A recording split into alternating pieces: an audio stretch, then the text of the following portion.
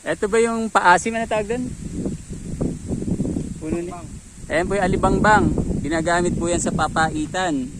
Kung gusto nyo ring mag sinigang. Pwede ka dito magtanim pa ng mga iba't ibang klase ng fruit bearing trees. Bakit? Kasi nga po, ang maganda dito, meron tayong tubig. Hindi natutuyo. Yung problema sa tubig, eto solusyon. Hindi ito natutuyo. Galing bundok yan. Oh. Pwede ka pang maggawa ng paliguan dito. No? Ibarahan mo lang ng konti yan. No? Lalalim na yan. Diba? Kasi karamihan ng mga ibinebentang lupa, walang tubig. Pero ito meron.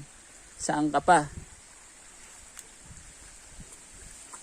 Nakadikit mismo itong ating lupa sa ilog na hindi natutuyo. O sa sapa na hindi natutuyo. Ha? Hindi naabot yung lupa. Hindi maapaw na. Ayan, no?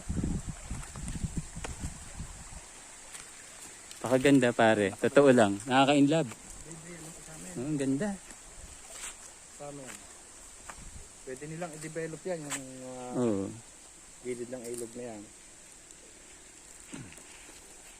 Maganda to pare. Ganda talaga to. Tara. Tayo sa may sementadong kalsada. Kapakita naman namin sa iyo yung ibang part ng property na to. Ito, iba na to.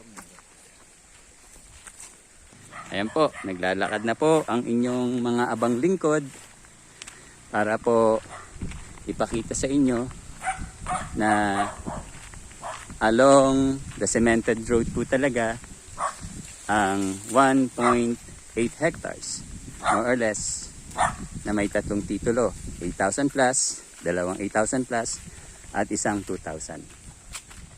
Ayan na po ang sementadong kalsada. Ito pong hose na to, tubig po yan. Galing bukal yan. Galing bukal. Tapos, eto na po yung ilog or sapa. Ayos. Tara, let's